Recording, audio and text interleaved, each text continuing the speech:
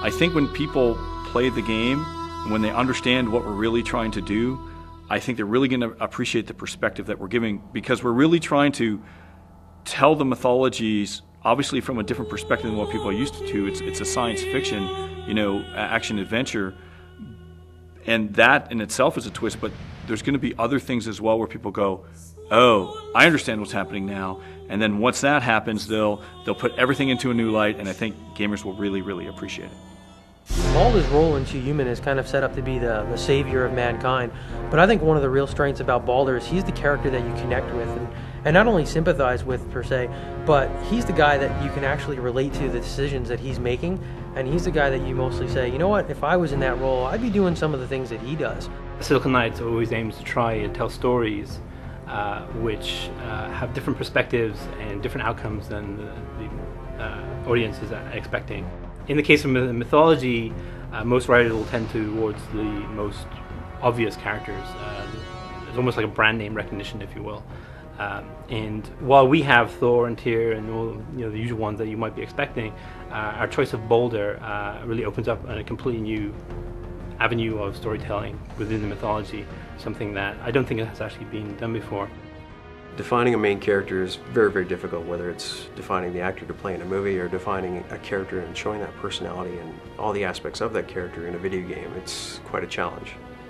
When we start off in content and story, knowing that we have a god based on Norse mythology and a god that not everyone knows about. Certainly everyone knows about Thor, Loki, and perhaps even Odin, but rarely do we have someone that would know about Baldur.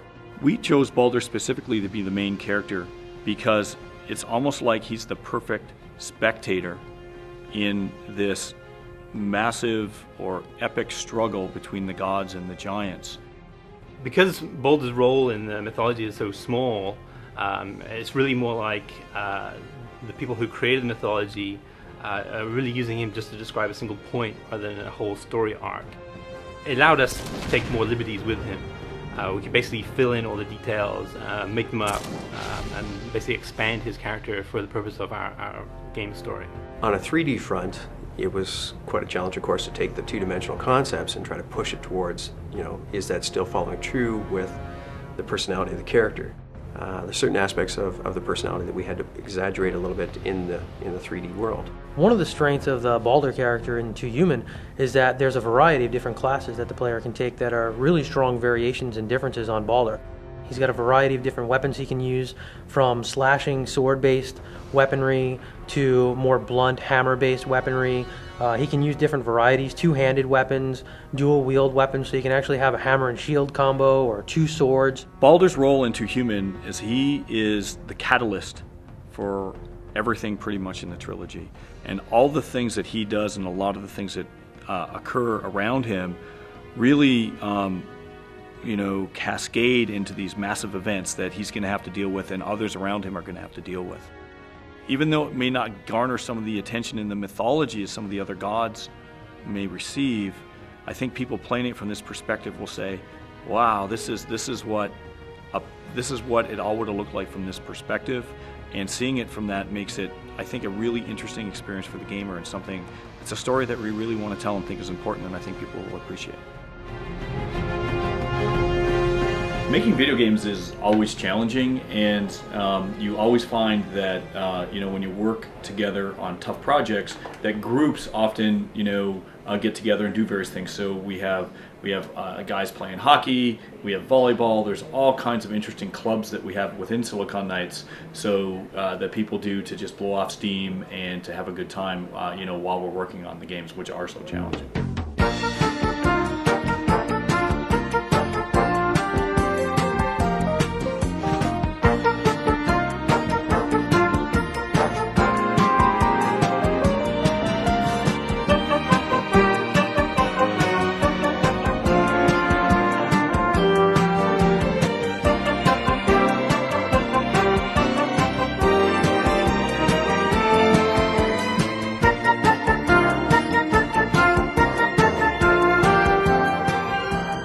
Taking the human side to take a very holistic approach to the tech, and it's sort of very Twitch. A lot of people recognize myself as the director and the president of Silicon Knights. I'm the spokesman for the company and the director of the project, but I'm certainly not representational of all the work that goes in from a standpoint of so many people working so hard, and it's a really interesting, living, breathing environment. Hey, you're not dead. Hey!